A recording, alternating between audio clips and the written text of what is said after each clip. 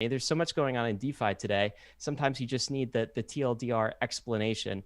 So this is going to be a really fascinating, fantastic conversation. That's why we are doing this Ask Me Anything with Scoopy.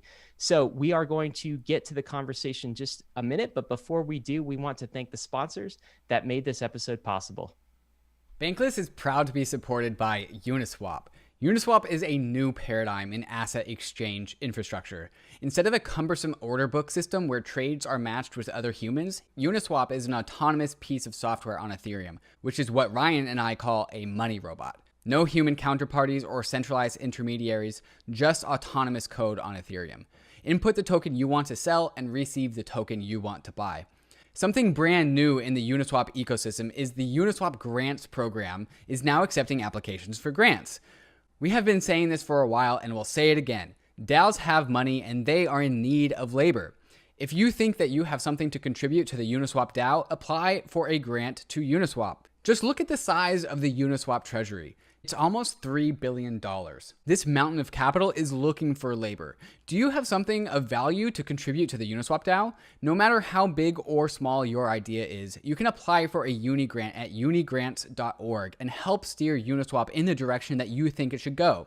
That's exactly what we did to get Uniswap to be a sponsor for Bankless, and you can do the same for your project. Thank you, Uniswap, for sponsoring Bankless. Gemini is the world's most trusted cryptocurrency exchange. I've been a customer of Gemini since I first got into crypto in 2017, and it's been my main exchange of choice to make my crypto buys and sells. Gemini is available in all 50 states and in over 50 countries worldwide, and on Gemini there are markets for over 30 various different crypto assets, including many of the hot DeFi tokens, and it's one of the few exchanges that has liquid DAI markets. Gemini just launched their Earn program, where you can earn up to 7.4% interest on 26 various crypto assets. If you're tired of paying fees in DeFi, or you don't want to worry about DeFi exploits, but you still want to earn interest on your crypto assets, Gemini Earn is the product for you. Another product I'm stoked to get my hands on is the Gemini Crypto Back Credit Card, which gives you 3% cash back on all of your purchases, but paid to you in your preferred crypto asset. When I get my Gemini credit card, I'm going to make sure that I get my cash back in ETH. So whenever I buy something, I get a little bit of ETH bonus back to me at the same time. You can open up a free account in under 3 minutes at gemini.com/gobankless. And if you trade more than $100 within the first 30 days after sign up, you'll be gifted a free $15 Bitcoin bonus. Check them out at gemini.com/gobankless. All right, guys, we are here with Scoopy Trooples, co-founder of the Alchemix platform. And for those that have been around in the DeFi bear market, the Ethereum bear market, you would know, at least on crypto Twitter, you would know Scoopy Trooples. And to me, the interesting thing is that Scoopy Trooples is pseudo-anonymous. We have him here on the show with us, but we are showing his Twitter avatar instead of his face. And this is kind of the power of Ethereum and the power of, permissionless decentralized platforms where you actually don't need to be a known physical human to build something. And so that's how I've known Scoopy Trooples, is as the pseudo-anonymous Twitter engager that turned to DeFi platform builder. And so I actually kind of want to start with that. Scoopy, what was the DeFi bear market like for you as a pseudo-anonymous person? And then where did the original inspiration for Alchemix come about from?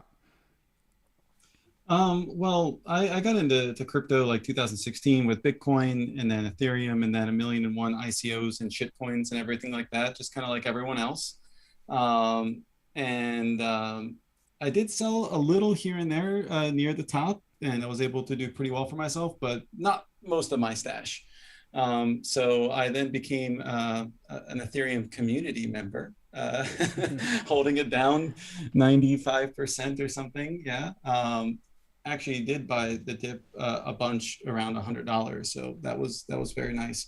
And at the time, in early 2018, I was experimenting with different DApps. At the time, I was just doing purely degenerate DeFi, not even really DeFi. They weren't even DeFi apps. It was just, money games. One of them that I really liked and that kind of inspired me to become a dev was FOMO 3D. If you guys remember ever heard FOMO of that. 3D. Mm-hmm. Yeah. That one was, I thought it was just like, it kind of blew my mind to like what was possible using programmable money. And even though it was a Ponzi game, you know, / lottery, and very much a zero-sum game, like I was thinking, it just, you know, really piqued my interest. Like, wow, you can do a lot of stuff. I want to study this, not to, you know, scam people and to make, you know, Ponzi games and stuff like that, but, you know, to do stuff like I was following MakerDAO a lot at the time. Was watching or listening to podcasts, you know, avidly at that time. Shout out to Epicenter podcast. They were one of the big ones I relied on early to learn about, you know, projects on a more technical level. And I learned about MakerDAO through them. And, you know, so I was like one of the early CDP holders. I think my first number was 156 was, I was the CDP. Well, that's early. Yeah, I got in very early. It was very painful having to transfer ETH to WETH and to PETH, and then putting that into MakerDAO. It took like 5 or 6 transactions, and like, do you remember that old interface, Scoopy? Like how janky it was. That took me like a good like day or two just to find out how to do a deposit into it. So yeah, it was painful. And DAI at the time was, you know, just this tiny little thing with what, maybe 50 million in supply at the time. And everyone thought, you know, it and ETH would die as ETH was dying in 2018. And I just, you know, doubled down and I was like, you know what, this stuff is the future. This stuff is awesome. You know, just people haven't caught up to it yet. And so after I was inspired by FOMO to become a blockchain dev, you know, an Ethereum dev, I started learning how to code. Before that, I did something else completely different. No way. Yeah. So crypto and Ethereum is your very first like actual coding programming. Yeah.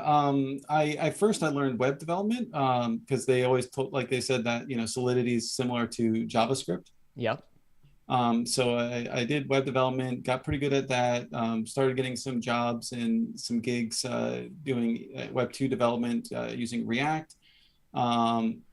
All in the while, you know, I was still like studying Solidity here and there. And then my friend that I made over the years in various Discords, the CTO of Alchemix, he approached me in June of 2020. He's like, hey, I know you can do front end development and I need a front end dev. I got these contracts, you know, for this new DeFi app. Back then we were called CheeseFi. And worked kind of similarly, but not nearly as good as Alchemix. And then so I was building out UIs with him, learning some more Solidity. I didn't actually write any of the Solidity, but you know, I feel like it's kind of too high stakes for someone with, you know, my experience level to be making that stuff just yet. But I did help review the code, make tests for it, and, you know, built the front end for it and everything like that. So I've learned a lot of Solidity along the way. And, you know, it was right around like the start of DeFi summer is when we started building this out. And to put that in perspective, there was no yearn. Right. We were actually going to build it on top of idle finance. Right. You know, which, you know, was an early yield aggregator. And then after we went through several iterations, we finally landed on Alchemix. CheeseFi wouldn't have worked because we were going to use AMMs to help deliver the future yield, but then we learned about MEV and sandwich attacks and everything like that. And we're like, oh no, this could potentially not work because of this.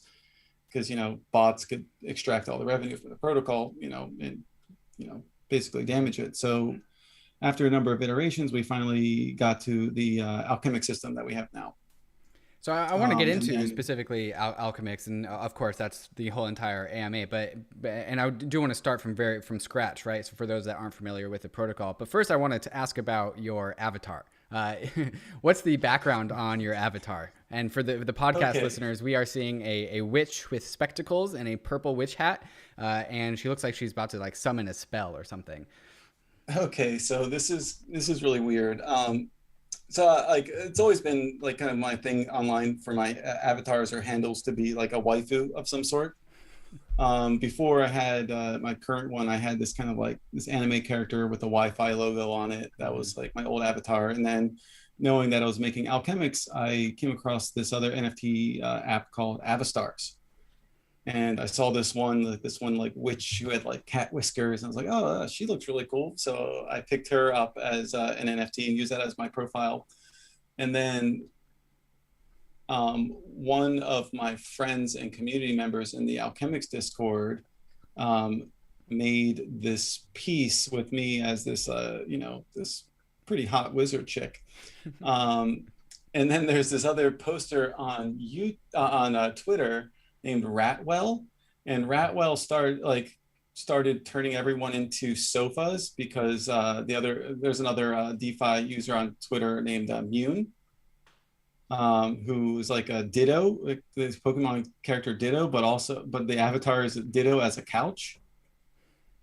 And then Ratwell turned these couch characters into a meme, and that's why you see couches all over Twitter now. Right. It's because of Mune and Ratwell.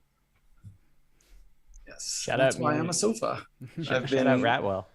I've been couch pilled and seated. All right, so Scoopy, let's get into Alchemix. So, and as David said, I think we want to start at the highest level of what this thing actually is. So, how would you summarize this in sort of the few sentences? What does Alchemix do? Alchemix is a way for you to tokenize your future yield. I mean, that's the simple explanation of it. There is one explanation I really, really, really like. I'm going to pull it up right now. It's actually made by one of our community members. He has a website called dyor.fi, and he has a page on it for Alchemix. And this is the way he describes it. And I think this is the best. It says, imagine a bank. You can deposit money, and the bank pays you 10 to 15% interest. There's a credit card attached to the account with a credit limit of 50% of the amount you have deposited. There's no interest on the card. There are no monthly payments to make. Instead, the interest you earn on your balance pays off any debt you have automatically. And I think that just sums it up perfectly in one paragraph about what we're all about and what we can do. You can teleport your future yield into the present, and that, while preserving your collateral, and that makes it more capital efficient. So the way I've described this to people is that you get your yield up front, right? And so you are committing a certain amount of deposits into Alchemix, and those deposits are in DAI form, and they don't always have to be in DAI form. They can be in other assets, and I believe in future versions of Alchemix, which is a topic we're going to get into. But you deposit your DAI into Alchemix, and then you get the future yield payments up front. And what that does is that locks a certain amount of DAI into the Alchemix program or into the Alchemix application, and you commit that DAI to be there for a certain amount of time. But the yield that you're going to get in the future, you can get immediately. And so let's talk about why someone would want to do that. What are the use cases for getting your yield up front? Like, what are people using the Alchemix protocol for today? So people are using it for a number of things. Some people are using it to yield farm more with it, so they're farming with their future yield. Some people are using it to long ETH or other coins, but more interestingly, some people are using it to finance things in their real life. The guy who you just put up his website, Xerex DeFi, his dad's boat sank last year in a storm. Boating accident? And unironically, a boating accident. And he actually deposited 50,000 DAI into Alchemix, minted 25,000 alUSD, converted that to USDC, put it on Coinbase, sent it to his bank account, and then bought a boat for his dad using an Alchemix loan. Now, so he deposited the DAI into Alchemix in the first place. Why did he do that instead of just trading that DAI for USDC and sending that into his bank account? What's the advantage of putting the DAI in Alchemix first? So that $25,000 loan that he took out, with current rates right now, in about 2 years, that would be paid off, and he would have no debt left over. So it would be a free boat in 2 years, and he could withdraw all of his collateral. So he could preserve his principal and still get to, spend money against it in a very low risk manner. So I actually did a little financial analysis of this with this character named Jerry. This was actually in the in the Bankless article that we put together. And let's say Jerry has $1,000, and then his car breaks, and it costs $500 to fix his car. If he took that loan out in alUSD using Alchemix, that you would have a fixed car, and then 2 years later he'd have $1,000 that he could have freely access to. Whereas if he paid out of pocket with his $1,000 and he had 500 left over, and then he were to put his $500 to work in DeFi, he would end up having less money overall than he would if he used Alchemix. And so the other way that I think about this is that anything that you want to purchase that you are then like on a loan for, so like a house or a car where you get a car loan or a mortgage, if you want to just own that thing outright, you can get an Alchemix loan and get that payment for the entire cost of the whole entire thing up front.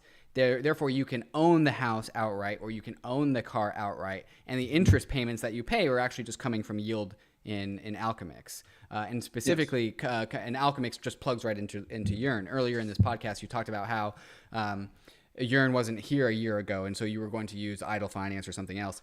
But now yearn is here, and now we have this yield optimizing engine. And so really, it's just Alchemix is just letting you borrow money collateralized by yield from yearn, built on top of yearn.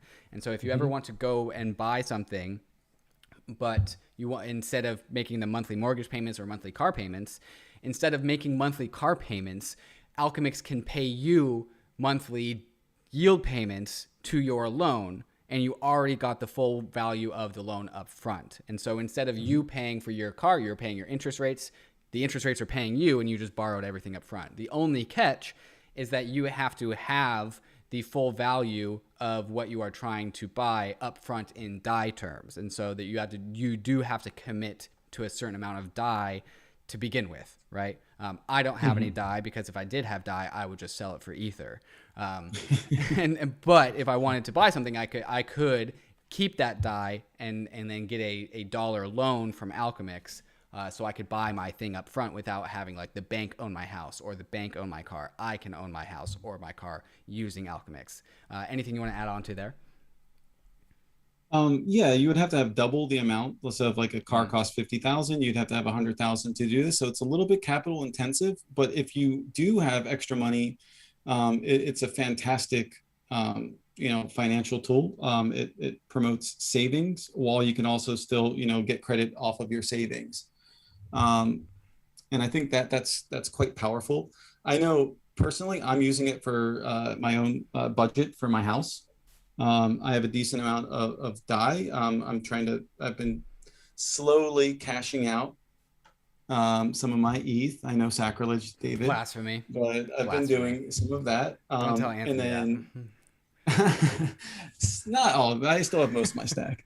But basically I put in a nice chunk of DAI into Alchemix, and my monthly expenses aren't much. It's maybe $2,000-$3,000 at most. And so I'll just draw that much money in alUSD, then take it to my Coinbase and put it into my bank account. And then at the end of the month, I have like much less debt, almost zero debt. This is cool. This is like a point that you made, Scoopy, in the article you wrote us, which some people are still listening to this and they're like, yeah, but guys, you have to have in the boating accident example, you have to have $50,000 in order to get a loan of $25,000, right? And they're saying, well, that's not really a loan. It's not. And it's true. It's not a credit type loan. But what you're doing is you don't have to spend the $50,000 that you've worked so hard to save at all. Essentially, the $25,000 loan that you're getting with your $50,000 that you put into Alchemix, you're taking that from future yield of yearn that you'd receive in DeFi anyway.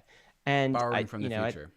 You're borrowing from the future. For free. The point, for free. The point that you made in the article is this really encourages users to save first and then borrow against their collateral. So it's very different than the consumer debt model that we're used to in the US, which is like, how much credit can I get? How much like debt can I get in? This is like you save your money and then you never have to spend it because you can just pull yield that you'd make otherwise into the future. That was a really interesting insight to me, because this kind of construct, this kind of money Lego, this kind of loan, if we're going to call it a loan, is not available anywhere in traditional finance. This is like DeFi native stuff, the ability to get a self-paying loan that pulls yield from the future. Yeah, I think the closest analog in the traditional finance world is if you had like an investment property, and then you had like, tenants paying rent to you, and then you would take out like a home equity mortgage or a home equity line of credit.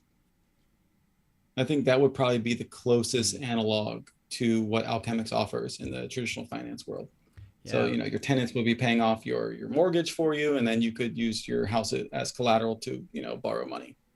And generally, houses as collateral are pretty safe, but we've seen episodes in history where a house collateral is actually kind of perhaps dangerous. And I think the beautiful thing about Alchemix is it's dollar-denominated collateral with a dollar-denominated loan. And so the liquidation risk is zero, perhaps? Because you don't have any price risk.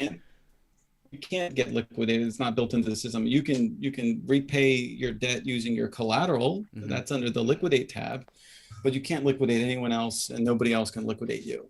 Right. So let's talk about the risk. Make sure we understand it. So all of this yield, as David mentioned, is coming from places in DeFi like yearn, right? And yearn is doing really well from a yield perspective on stable coins. Yeah, I don't know what percent it is today, but like say double digits, right? 10 to 14% or so. So that means you can pay off a loan relatively quickly. But what happens, Scoopy, like let's talk about risk one, if DeFi yields evaporate for stable coins and they go down to like, 2%, 3%, does that just like lengthen the time it takes to pay off the loan, or what's the effect of that? Yeah, so the only effect that would have is that your loan repayment time would lengthen.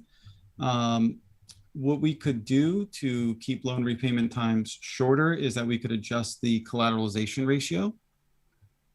So imagine instead of having it be 200%, we could change it to be like 300 or 400%.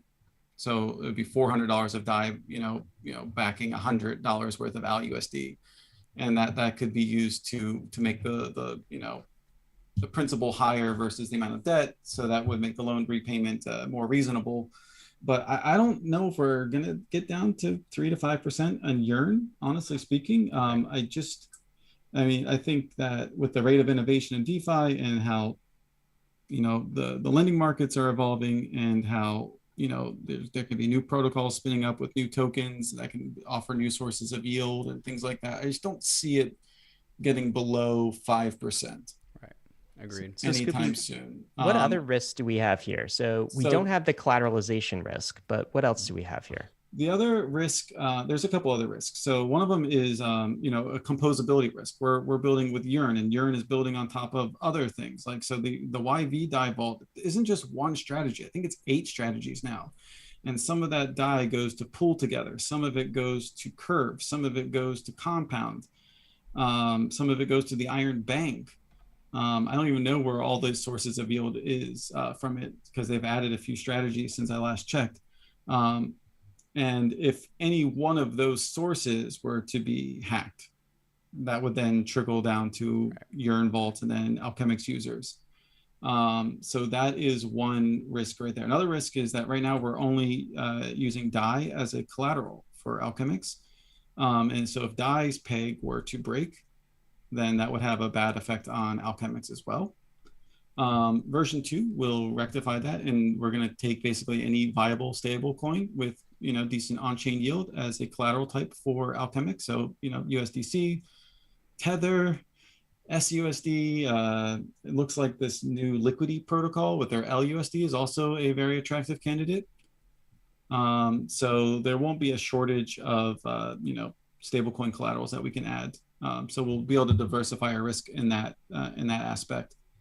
The other risk is that, say the yields go down and the price of the Alchemix token just tanks. Like we're talking like double digit, as opposed to being like 4-digit right now. Then there wouldn't be a whole lot of incentive to pull your tokens in curve. So then that might cause the peg to suffer. And if the peg is broken and yields on chain have gone down significantly, then the other pegging mechanism, the transmuter, might not be able to keep up and guarantee a peg of $1 for alUSD. In that case, alUSD essentially becomes a bond, which will be able to mature to $1 over time using that yield from yearn. So let's go. That's the absolute worst case scenario is things like that happening. Let's talk about that transmuter and specifically alUSD, because that's a very critical component of the Alchemix protocol that makes everything function. So can you walk us through alUSD and the transmuter? Yeah. So anytime alUSD debt is repaid in the form of DAI, it goes to the transmuter. And that could be from harvesting yield from yearn, or if a user repays their alUSD debt using DAI, all that stuff goes to the transmuter. There was a very popular degenerate strategy that we observed people using, where they would deposit DAI, max mint alUSD, then liquidate their collateral. So imagine you put in like 100,000 DAI, mint 50,000 alUSD, then you would liquidate your collateral, paying down your $50,000 debt. Then the person would then withdraw the rest of their DAI, then put it into the curve pool. And then they would be able to put in 50% alUSD, 50% DAI into the curve pool, then farm with that. And every single time people did that, that DAI was going to the transmuter backing alUSD. And what's the function of the transmuter? Why does Alchemix need the transmuter to work? So the transmuter is a way to guarantee that you can always get one DAI for your for one alUSD. Right. So in the event that the peg breaks, you could, and then Alchemix becomes like a bond, you stake your alUSD in the transmuter, and over time that will mature. So where you can convert it completely to DAI, 1-to-1. And so that's actually the mechanism, because alUSD is a synthetic USD coin produced by Alchemix. And the way that alUSD actually maintains its peg is by being able to be traded for one DAI. But there's a bottleneck, right? There's not everyone can go and trade alUSD. There's a restriction, which is actually something I'm not totally familiar with. So maybe you could help me articulate why this bottleneck exists and how the size of that bottleneck can flex smaller to wider. Yeah, so in Alchemix, we say that your only debt is time. So you imagine you take out an Alchemix loan, it takes 2 years to pay off. That yield that we harvest, or that yield that you get from the future isn't completely accounted for until, all your debt has been repaid by the system. Mm-hmm. And so like, even if we didn't have yield farming incentives and things like that, there would still be a nominal price for alUSD, because it would mature at least double the rate of the yearn interest, because everything's collateralized 200%. Right. So imagine, the peg breaks horribly. You can now buy alUSD off the market for 50 cents. Right. Hey, in 2 years, this 50 cents is going to be worth $1. That sounds like a really good deal. Then people will start buying it off the market. It'll find its own little equilibrium. But I don't think we're going to have to worry about that. alUSD and the curve pool will actually be going onto curve.fi, the actual official site, in a couple weeks after our audit clears. That's our last hurdle. Everything else, there's a number of requirements to get on to curve.fi, and we check all of the boxes except for the audit. So once we get on there, then we'll be eligible for the gauges. So that'll be another source of on-chain yield for the alUSD tokens, aside from ALCX tokens. And we are working with other partners as well to, make alUSD more integrated into other DeFi apps to help take care of the demand side for it. So Scoopy, I just want to quickly summarize this, and I think a user interface might sort of help me explain this for folks, and then fit in a question that's come in specifically about alUSD. Do you see my screen here? Yeah. Right. So I go to the vault. I can hit deposit. I've got some DAI in my wallet, so I could deposit, we'll say about 688 DAI into the wallet. And then I'm able to get half of that as a loan, up to half of that as a loan. Is that correct? Yeah, you would be able to borrow 344 alUSD. Okay. If you put in 688 DAI. Okay. And so I'm getting alUSD. I'm not getting DAI. And then once I have the alUSD, then I then go to like Curve and I swap it for some other stable coin. Is that what I'm doing? Yes, you can do that. Okay. All right. So, and then let's go to the repayment process. So if I want to repay this loan, my $688 that I put in, or actually half of that I'm actually borrowing, I have to actually have alUSD and repay that amount. And can I do that at any point in time? Yeah, you can actually repay in alUSD or DAI. So if you click on the little box where it says alUSD there, it will go to DAI, or you can do both at the same time if you hit the little plus button there. Oh, very cool. Yeah, and so you can pay with both. And what's this liquidate button? Yeah, so I what talked about that briefly a second ago. So you can use your DAI that you have as your collateral to repay your alUSD debt. Ah, okay, I see. In the event you want to sort of instantly close your loan, you just take that DAI and repay the alUSD debt. Our thinking for this feature is like, what if, somebody came in, borrowed alUSD, and then, saw this new Andre token launch. But it turns out it actually wasn't an Andre token. It was just somebody spoofing it was Andre, and that person got rugged and lost all their money. Right. And then something else comes up in life, and they're like, oh man, I really need access to this collateral. And so, instead of having to wait, until their debt is completely repaid, they could, repay their debt using their collateral and get out of the system. Okay. All that makes sense. I understand it. Hopefully listeners, viewers understand what's going on here, but this gets me to the question. This was a question that was actually tagged at the end of the post, but I think maybe a lot of people have it. So the question from somebody was, is alUSD supposed to be pegged around $1? I think the answer to that is yes. If so, why is it fluctuating so much? It's currently at 83 cents to the dollar. I'm not sure when this post is made. I'm not sure what it is right now, but can you explain the fluctuation? So that's not actually the real price of alUSD. I'm guessing they went to CoinMarketCap or CoinGecko, which is referencing this highly illiquid Uniswap pool. I think it has like $5,000 in it. So like any little buy will send the price, easily fluctuated like well over $1 or well under $1. The actual price of alUSD right now is, last time I checked, it was 0.999 DAI. One alUSD equals 0.999 DAI. And I think it would be 1-to-1 if it wasn't for the 0.04% fee that Curve charges. I see. So then can you explain a little bit, maybe you've partially explained it, I think you have, but just put a fine tip on what the currency risk is when you have something like alUSD and you have to repay in alUSD. What sort of currency risk is somebody taking on there?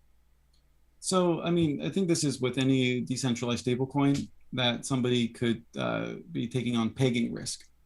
So let's say that you are an LP in the Curve pool, and there's just massive amounts of people selling alUSD, and then it would cause an imbalance in the pool, leading to the price of alUSD dropping, and this would be impermanent loss, right?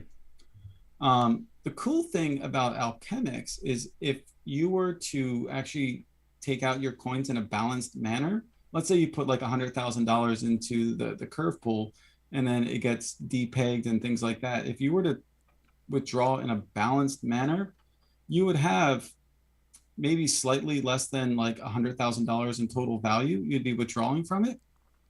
But you'd have, if you were then to put all that extra alUSD that's allocated to you now, and then you put that in the transmuter, then you would actually come out ahead. So there would be no impermanent loss. You would just have to wait a little while to come out ahead. And so this feature, and among other features in Alchemix, is why I'm particularly interested in Alchemix, because it seems to be a very risk managed position. Because not only do you have a natural hedge with the transmuter and exposure to alUSD, but also you never actually can really get out over your ski tips with like leverage, right? And so I'm in the middle of writing an article, which I think perhaps might come out of the Bankless newsletter next week. We'll see. If I got to ask Lucas for permission on that one.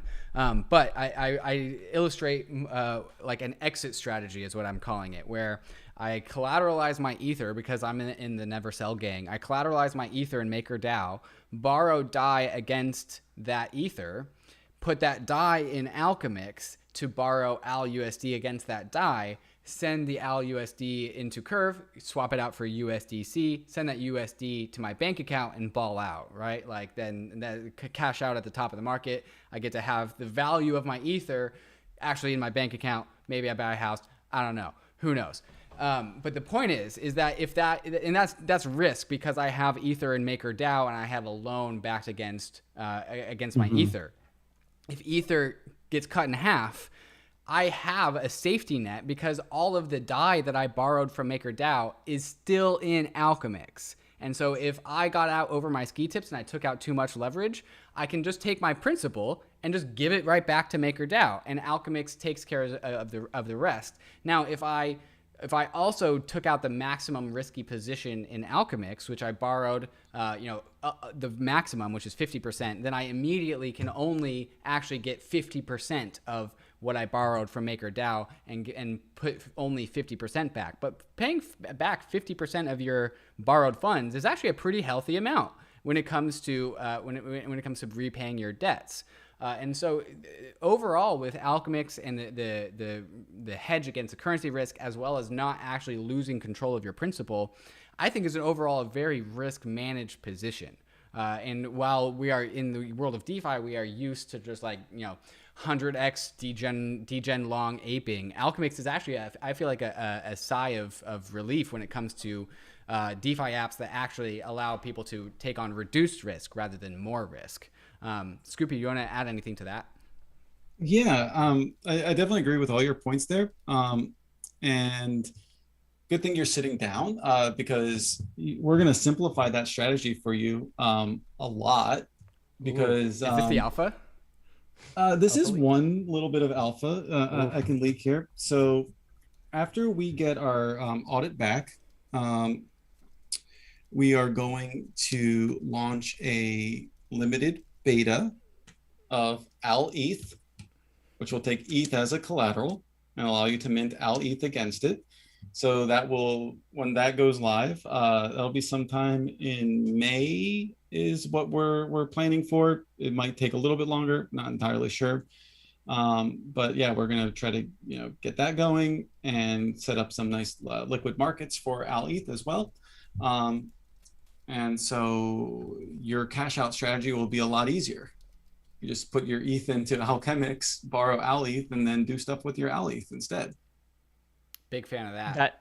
Yes. That's cool. Because in that model, David, you get to keep all of your ETH. It's like that's massively more simple for an exit for an exit strategy. And you can either yield farm with that and make even more, or you can sell it for DAI and then put it in Alchemix and start that whole loop again. You could do that.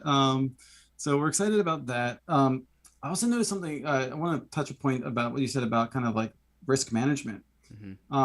Alchemix actually lets you be incredibly risky if you want to be. Right. We're actually partnering with a newly launched app, DeFi app. They're still in beta right now. They're called Margin Swap, and they're going to allow for 5x leverage trading, and they're going to be routing through SushiSwap and UNISWAP.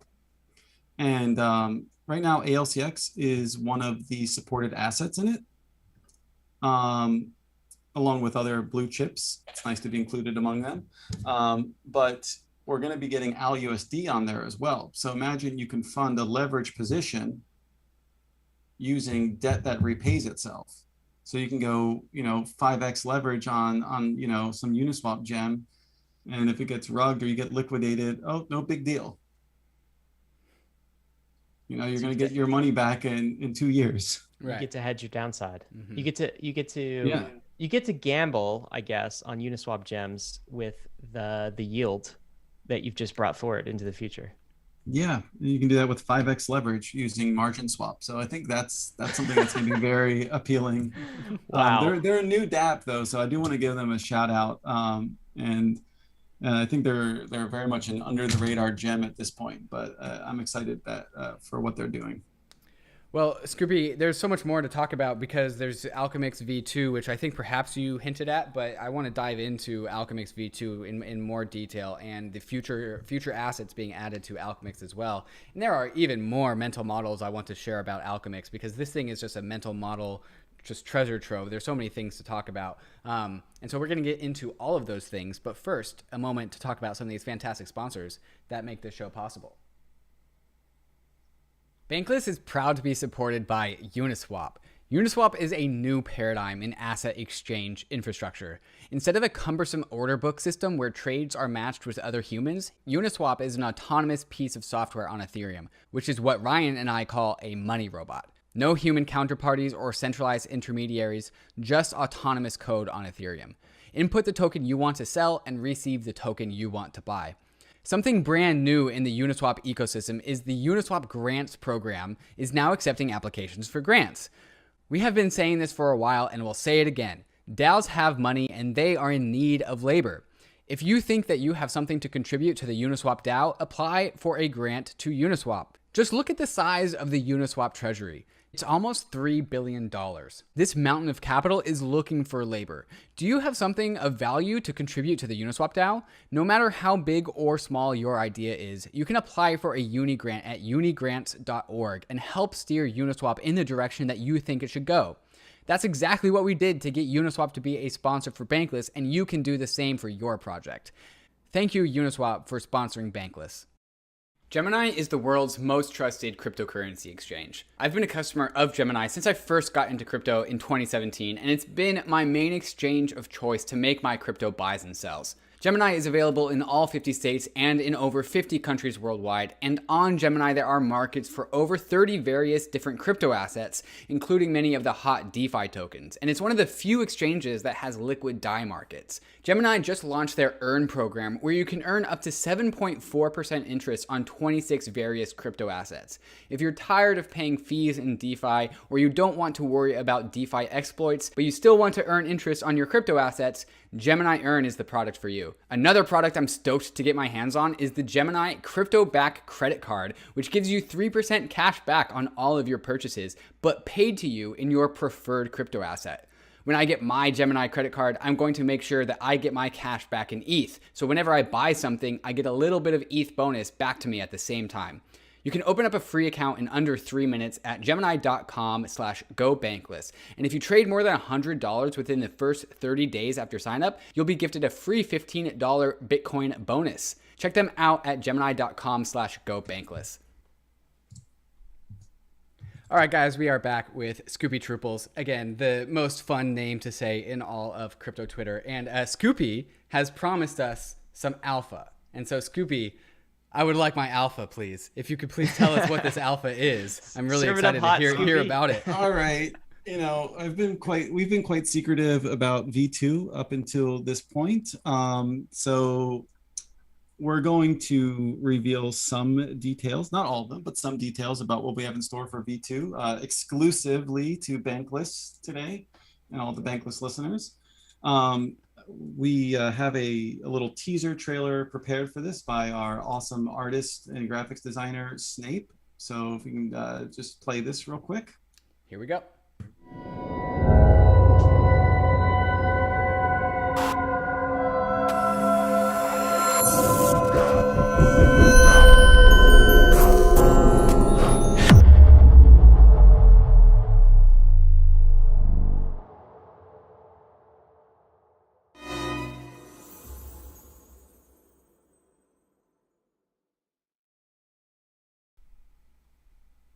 Okay. Wow, that is awesome. Yeah. So For version 2, we're going to be adding more collateral types. I already teased that we're going to be launching alETH possibly sometime in May. Version 2 will also will be bringing alBTC to the table, which will take wrap Bitcoin as its collateral type. But version 2, let me get into that, is a massive upgrade over version 1. One of the key things that we have in version 2 is the fact that AL assets will become multi-collateral. So alUSD right now is only backed by DAI. Version 2 will be backed by any viable stablecoin. So, USDC, USDT, etc. And the cool thing is that, when you are creating your position in Alchemix, you can say, hey, I want to deposit 10,000 DAI, 5,000 SUSD, 20,000 USDC, 5,000 Tether. And then it'll basically just add up all of that total in aggregate forms. Let's say you have 50,000 of those tokens total, then you can borrow 25,000 alUSD. So you can mix and match. We will be Scoopy, can you mix and match not only stablecoins but also like other assets, crypto assets like ETH and Bitcoin in that mix? So in the way it's going to work is still going to be mirrored, just like in Alchemix version 1. So stablecoins will mint alUSD, and then ETH and its flavors will mint alETH, and Bitcoin and its flavors will mint alBitcoin. Got it. And the cool thing here is that you can do a collateral swap. So let's say that you have like 20,000 collateral in DAI. You say, you know what, I don't want to use DAI right now, or the yields on USDC are better. So I'm just going to switch my collateral over to USDC instead of DAI now. So then the contract will take care of zapping that over to the correct currency and maintaining your position all the while. This is insane. Cool. This is so cool. And like I'm sure that there is just like an endless amount of design space that you can build off with this, because a Alchemix USD position, while the model is still the same with an Ether or BTC position, the use cases could be incredibly different. And then it also allows people to just kind of pick and choose the collateral of their choice. It kind of feels like a multi-collateral Alchemix, if you will. Whereas as MakerDAO started as just Ether and then moved into many things, Alchemix is starting off with just DAI and then is moving into many, many collateral types. What would you say would be the lowest hanging fruit use cases for something like alBTC or alEther? Well, let me get to that in a second. Okay. So back with the multi-collateral alUSD, or just multi-collateral in general, we're going to most likely expanding beyond yearn too. So you'll be able to choose not only which collateral you want to use, but also which yield provider. So let's say there's a hot new yield farm or aggregator that comes out and offers like 40% interest. You could say, hey, I want to put my collateral into that. So you can not only balance the collateral types, but also their sources of yield. So you can mix and match your own risk profile in the system. So there's that. So for alBTC and alETH, I think that they are going to become, very similar to, something like a MakerDAO, where you can use it to get leverage, on your assets and stuff like that. But it's also going to open itself up to hedging strategies really, really, really well. So imagine, you're an ETH bull, you don't want to sell your ETH, but you think that there might be some short-term price, pain coming up for ETH. So you could mint some alETH and then go to an options platform, something like Premia or Potion or Hedgic or something like that. And then you could hedge ETH there. So, if ETH goes down in price, then you'll be protected by buying that option. I think that's a big one right there. Or even just shorting the market in general. You think like, hey, it's time to cash out. ETH is $10,000. I think we're overextended, but I don't want to sell my ETH just in case it keeps on going up. So I'm going to borrow alETH and cash that out. And then a couple of years, when the bear market's over, I'll still have my whole stash and I'll have all this extra money. Mm-hmm. I'm just like almost overwhelmed by the amount of creative use cases on top of this thing. It's like there's like a playbook of new possibilities that this unlocks. The other cool thing about V2 is that it's going to be highly composable. We're going to make it so that it's going to be really easy to integrate Alchemix into your own protocol. So, Very important. imagine something like, like Ruler, where you could deposit, like right now in Ruler, like there's like the contracts have expiration dates. And if you don't, settle your debts and claim them and, take care of all the thing by the expiration date, then you'll have to forfeit your collateral. But imagine if Ruler could offer a perpetual product using Alchemix loans. They could do that. Right. Another thing that's really exciting is imagine if DAOs build on top of Alchemix. Mm-hmm. So the DAO account, like, instead of putting it in a Moloch and then, let's say Moloch has like $1 million and then people just, slowly using that to fund whatever things that they're funding, they could then put $1 million into Alchemix and then take a loan against it and use that to fund things for their DAO. So I think that's also a really cool use case there for it. That could be extended to charities, to venture funding, to DAOs, treasury management. I think it's going to be a nice tool for lots of people in DeFi, beyond just us and our core users. I just have a curious, maybe a side question here, but have there been any use cases around like tax implications around this? So I have talked to Token Tax. Okay. About this. We've had some banter on Twitter and in DMs as well. And so when you originate the loan, that is not taxable. Right. Because it's a loan. But the debt repayments would be taxable as income. Really? Because it's yield that's coming in. I was wondering if you could, now, I was wondering if they said that you could get out of that. When this gets taxed, nobody really knows. Is it when you withdraw your collateral? Or is it every time there's a harvest of yield? Right. We don't know. It's just, I honestly think that if you try to explain Alchemix to your accountant, their heads will just explode. They're like, what's going on? Right. But it is interesting because, of course, if you just receive that yield, most jurisdictions would just treat that as like ordinary income, right? If you're just receiving yield from something like yearn, and this is different in that you're repaying the loan, but it's the protocol that's doing that. It'd be very cumbersome to have to treat each atomic loan repayment as a tax event. But they'll catch up sometime. I'm not a lawyer, but I definitely think that you could probably get away with a lot using Alchemix. And this is the power of DeFi. DeFi provides financial tools that maybe there was something like this for the super wealthy, but now it's available to everyone everywhere. And that's always what the power of DeFi is financial tools to allow people to get what they want done in a way that works for them. And so I really just see Alchemix as a brand new money Lego fitting right into the rest of this DeFi structure. Scoopy, I got a question I want to ask from Gravity out of the YouTube. What about other flavors of Ether, not just Ether, but or wrapped Ether, but stuff like staked Ether? We have a staked Ether out of Lido, and we have our Ether coming out of Rocket Pool. Could these types of interest-bearing Ether units also be viable collateral inside of Alchemix? That's a tough question. At the current moment, I don't know if our ETH or Lido ETH would work because you can't actually get those yields from ETH2 just yet. They're just kind of like virtualized, and they're in the future when those are actually like on-chain yields and that you can grab them from the validators and stuff like that, then I think that would open it up to more. But right now, yearn has ETH vaults that actually take, that utilize Lido, like the ST ETH vault.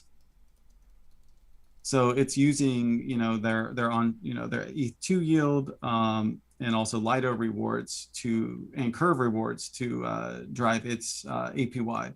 So that could be one of the vault providers that we use for it. Basically, if there is a version that has like a vault associated with it, it'll be something that can be used as a collateral type. We kind of don't want to use like Curve LP tokens as collateral types, but it is something that we definitely could do. Scoopy, while we're on listener questions, this is another question that came in from Twitter. What would prevent you, this is from DeFi Dudes, what would prevent you from creating a perpetual loop of depositing some assets, say ETH, using the yield that they provide to buy more and then putting it back in and so on and so forth? So is there a way to create like, I don't know, A some recursive loop. recursive loop Yeah, of yeah. withdrawing more and more? Yeah, you can totally do this. It's just leveraging your position, your yield farming position in Alchemix. So the idea is that you would, deposit DAI, then mint alUSD, then sell alUSD for more DAI, deposit more DAI, then et cetera, et cetera. You can only go so far because it's sort of like if you want to go to point A to point B and you go halfway there. And then from that point, you go halfway there. And then from that point, you go halfway there. Returns of doing that. Yeah. Very quickly So diminishing returns. you might be able to do 2 or 3 loops before it starts to get, not worth it anymore. Right. And then what risk are you taking on when you do that, something like that? I mean, you're not taking on any additional risk in doing this. I mean, you still have the same protocol risk that any other user would have in Alchemix. This loop, though, does increase your debt with each loop. So while you might have a similar debt ratio, you're not, you'll have more aggregate debt. So when you go to liquidate everything at the end, to get out, if you want to do it that way, you're not going to end up with anything more. The only way this strategy will be profitable is if you ride it out until the debt is completely repaid.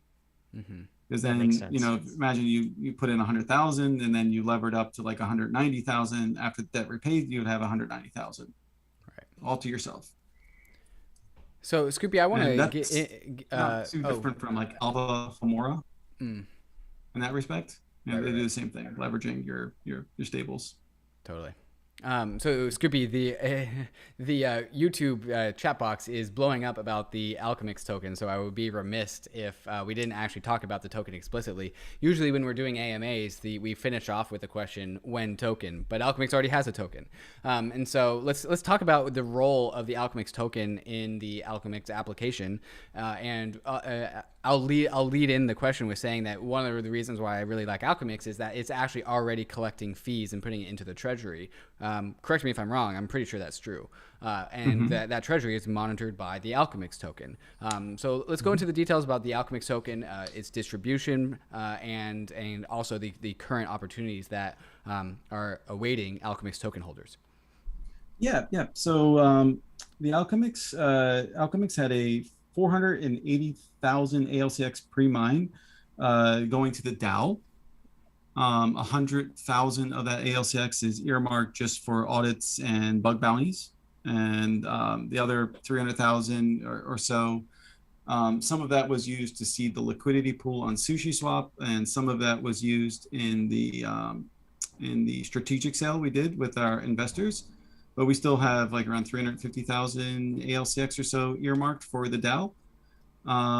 And that will be up to community discretion and how we use that. But for the time being, it's just locked funds and there for a rainy day in case we ever need it. Whenever we harvest yield from yearn, we take a 10% cut from that. And also yearn has an affiliate program that they will do some profit sharing with people based on their TVL. At our current levels, we're getting 30% of the profit from yearn. So between our 10% harvest fee and the affiliate, we're pulling in around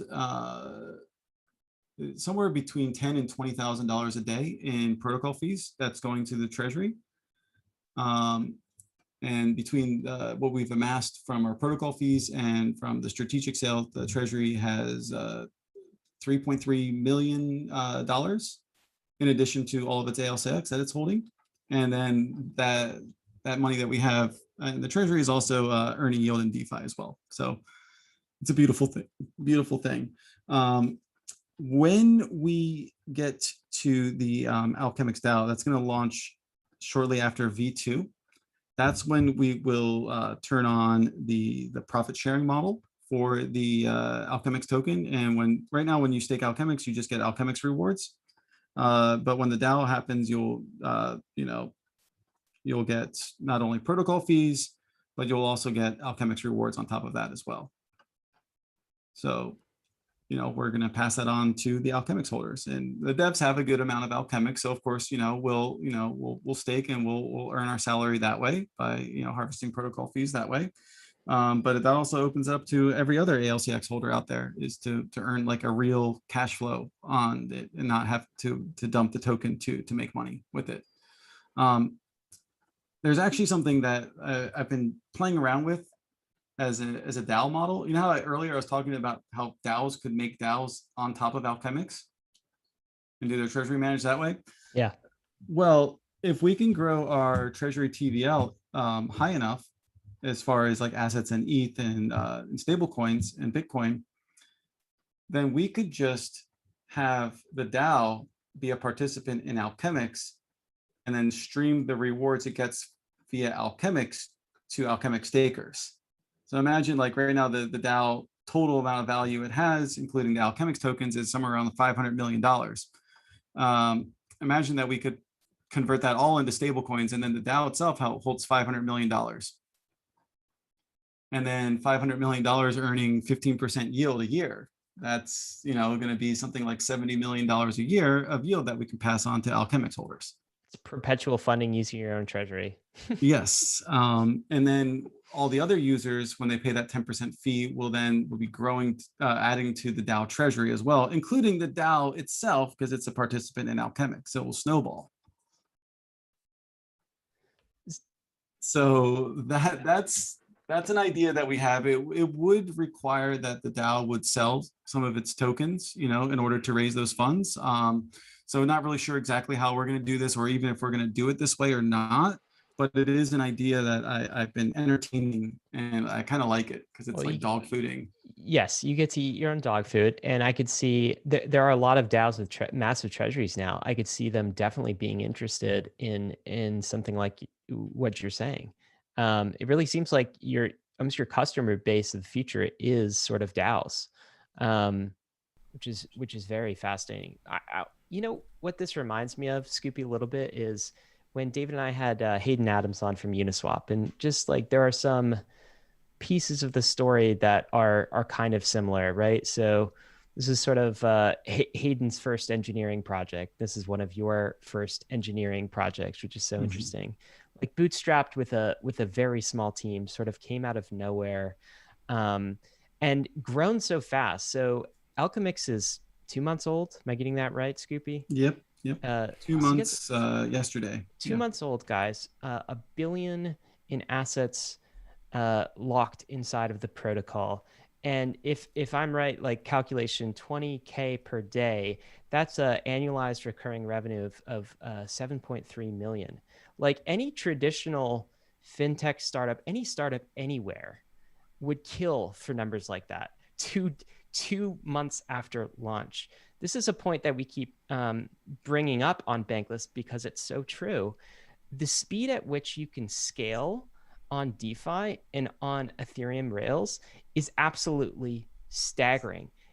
People kind of ask sometimes, well, aren't you concerned that the banks and maybe the regulators, but especially the banks, will try to shut this whole DeFi thing down? And I'm like, no, I'm not. Because they have no idea the speed at which this is happening. They're going to be taken completely off guard before they even get into their brains what DeFi actually is. It's going to have completely blown past them. So I'm just really impressed with the speed at which you guys have created this.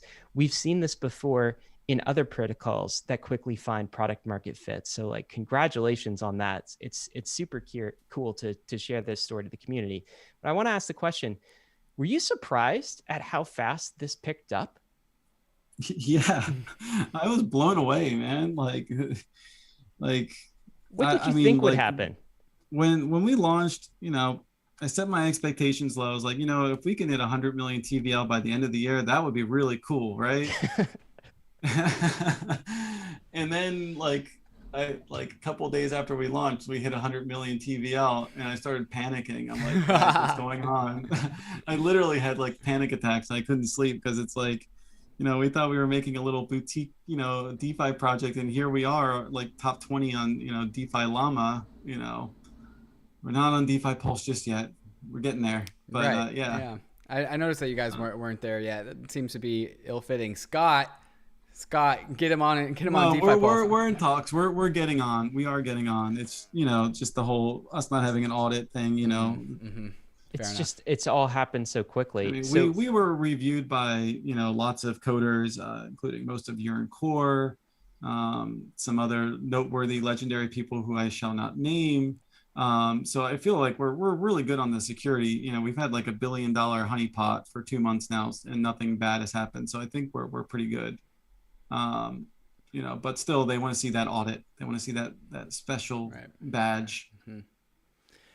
Scoopy, I want to go back to the Alchemix token in the treasury just one last time, because just to go back to the fact that Alchemix actually collects fees, which is relatively rare for a DeFi protocol. We all talk about the potential to collect fees, but Alchemix is actually doing it. When you talked about actually paying out Alchemix holders with, you know, payments, how does that work? Because you're not just going to be sending on-chain transfers of DAI pro rata to token holders. How do token holders actually go and claim their revenue? Have you thought about this? Yeah, so in the DAO, we would just set up a reward contract in it, and based on how much ALCX that you're staking in the DAO, then you'll have a claim on, you know, the protocol revenue, and that would probably be like, you know, deposited weekly, because it wouldn't make sense to deposit every day. So you just, if you're familiar with the synthetic staking contract, you can kind of set the rate for how many days it takes to pay out the balance in it. Mm-hmm. So you can set that to like a week, load it up with that week's you know revenue, and then, you know, 7 days later, load it up with the next week's revenue. Right. And so like if you have Alchemix, but you have it like on an order book in Coinbase, or you are LPing it in Uniswap, you actually aren't getting those rewards. You actually have to stake your Alchemix tokens to the contract in order to take your share of the dividends. Is that the model? Yeah, we're not sure if we're able to, or if we're gonna do something similar to like Sushi, where it turns into like its own wrap token. Some of the things that we're playing with as far as the mechanics in the DAO, it makes me believe that we're not going to be able to do that, because we're going to add like a security module to it, very similar to AAVE. So stakers in the DAO, you know, in case there is a protocol hack, you know, they would get slashed a certain amount, and then their tokens would be sold at auction to kind of you know, make the DAO or make the protocol whole again. So there would be that. Also, there's a really interesting conviction voting mechanism that we've created. Do you want me to get into that? Sure. It's a bit much. It's a lot going on with it, but I think it's worth it. If you think it's worth it, yeah. Mm-hmm. Yeah, it's something that we want to really do in this, because right now, like in governance, everything's basically just like token votes. So it's just like whales win no matter what. Mm-hmm. You know, it's usually one or two big guys, and they get to determine everything. And then the other option is doing quadratic voting, you know, which is, you know, you'll take the square root of how many tokens you have, and that'll be your voting power. I like quadratic voting, but it has a problem with it, which is Sybil attack. So let's say I have like 10,000 tokens, I can split them up to 100 different accounts, and therefore my quadratic penalty will be much, much less. And I think Pickle, who recently did release a jar for us, and it's very good. It's very nice. But Pickle had quadratic voting, and I know that there was one incident, I think it was actually a community mod, who basically Sybiled his Pickle across several different accounts to influence a vote. He got called out for it though, but still kind of funny. But it makes me not want to do quadratic because I think it's gameable. So instead, we're doing something that's time-based. So when you're in the DAO, for every ALCX you stake, you'll get 1 materia point every single day. Mm-hmm. And you can stock those up for up to 30 days. So if you have 1 ALCX in the DAO, 30 days later, you'll have 30 materia points. And then materia points can be used in 2 ways. One, they can be used for voting, you know, governance actions and stuff like that. And the other thing is since, you know, you can only have a certain amount of them based on how much ALCX you have staked, you can convert those into something called a materia shard. And a materia shard can't be used for voting, but it can be used to buy NFTs and other power-ups that you can use for your character in the DAO. Oh wow, this is crazy. So you're making a like an RPG DAO governance like MMO basically. Is that right? Yeah, we want to make DAOs fun. Right. You know, like I don't think people are going to participate, you know, in high numbers if there's no reason to come back and check in every day and things like that for, Scoopy, you know, whatever's going on. These So we want to gamify it. You're gonna, you know, we're deciding on how exactly we can do that. And I'm afraid if I leak what we have right now, it might change, you know, with more development. So I don't want to say anything more. But, you know, there's going to be a number of interesting mechanics using that system. Scoopy, that hopefully can add a little extra value to ALCX beyond, you know, dividends and, you know, governance. Just quick question on that conviction voting. So these materia tokens, are they not able to be bought and sold though? Materia points are non-transferable. They won't even be a token. It'll just be a value in the contract. I see. And then when you convert those to shards, shards will be tradable with anybody freely, but they cannot be used for voting. Very interesting. That's a very interesting dynamic. Is the Alchemix community the one like pioneering this, or are you seeing conviction? This is kind of my baby. DAOs? This has been my baby. This has been years of me thinking about DAOs and thinking about DeFi, and me wanting to build something I want to build. Very cool. Well, you got to come back and talk to us about that once that comes to fruition. There's going to be all sorts of interesting DAO mechanisms that need to be built rather than, you know, token weighted vote. That is, we already have that in the traditional system. So it requires some, I think, new thinking in DeFi. Yeah. So like with the conviction voting, let's say you have, you know, your 30 days MP stored up and then a vote that you really care about comes up. You can spend all of your points on that one vote. So it does swing the balance of power a little bit to the masses versus, you know, the whales, because they can team up and use their time weighted voting points to influence something. Very cool. Scoopy, as we come to a close here, is there any part of the Alchemix protocol, either current or future, that we haven't touched on yet that you think deserves some time?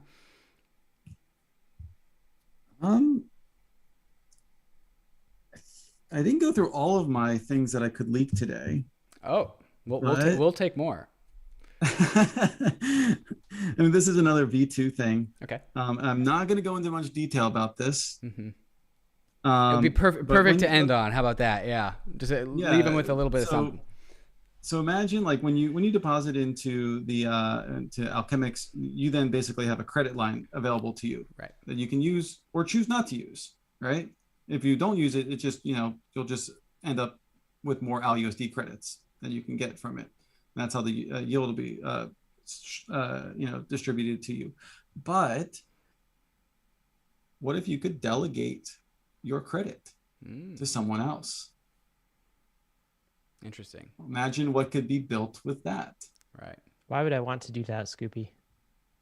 Well, you know, you could make money on your alUSD doing that, for one. But I don't want to go into too much. We have a number of modules that we're going to build using this idea. And if I answer that question, I'd be giving too much away. Well, Scoopy, you have given us plenty on this podcast, so thank you for saving that alpha for the Bankless AMA. And that reminds me of this one last mental model that I have that I think I want to share to finish up on, is that say you have your DAI savings that you've saved, and you deposit that into Alchemix, and like you said, Alchemix offers you a line of credit on your savings, and you never actually have to sell your savings in order to actually spend money. And so to me, the Alchemix yield rate, which is getting from yearn, is like, to me, this permission to go and spend this much money, which without it being irresponsible spending, because you are keeping your principal, right? And so say you put in 50,000 DAI, you get a $25,000 line of credit, so you can go to Vegas and gamble on, you know, blackjack, right? And that's not, maybe that's not responsible, but it's not completely irresponsible because you still have your principal, right? And so that $25,000 that you spent starts to reaccrue its interest rate based on the yield. And so after you just blew away $25,000, you wait a couple months, and then you have a couple more $1,000s from the yield that was generated for you. And so it actually, Alchemix allows you to meter yourself with your spending based on the interest rates that it's getting for you. And so you can You're only spending your interest. You're only spending your interest. And if you only spend your alUSD that's being generated from your DAI, you are never spending outside of your own means, right? You are always, it's a self-management system. And I think that's really cool. So like you can go to your 9 to 5, you can make all your dollars, you can transfer into DAI, you can put that DAI more into Alchemix, you can extend your credit and your rate of consumption without actually ever spending your savings. And so I think that's a nice mental model to go out on. Scoopy, anything you want to add on to that? Yeah, I like Alchemix as like a rainy day fund. You know, imagine like you have like $10,000 saved up, you know, just in case something bad happens. Then boom, you get hit by a car, unfortunate, and now you have $5,000 of credit card of hospital bills. You know, you could just take that through Alchemix and be like, all right, in a few more years I can get hit by another car. So boating accidents and car accidents today. Yes. Unfortunate things happening to our listeners. Yes. Ryan, we have an answer to your question. Another thing I like is like a family.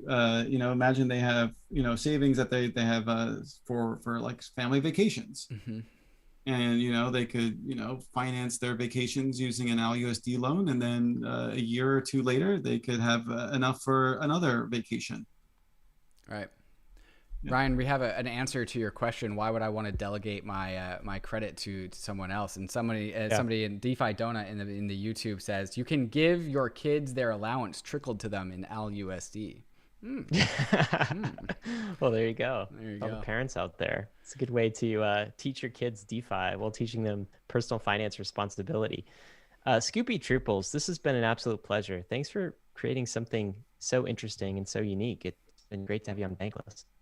Oh, no, thanks for having me here. This has been a lot of fun, for sure. All right, guys, it sounds like some big things are coming down the pike for Alchemix. Scoopy Trooples dropped the alpha today. I've got to end with this, of course, risks and disclaimers, guys.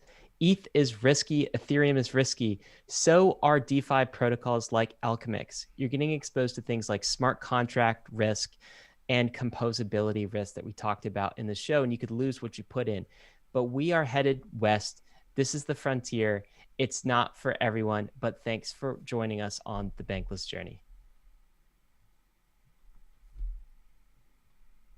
Okay, we're done. Cool. Thanks, Scoopy.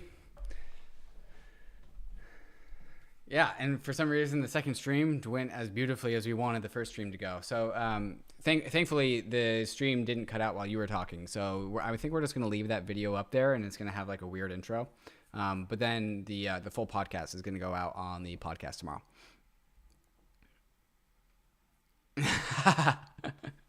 Awesome.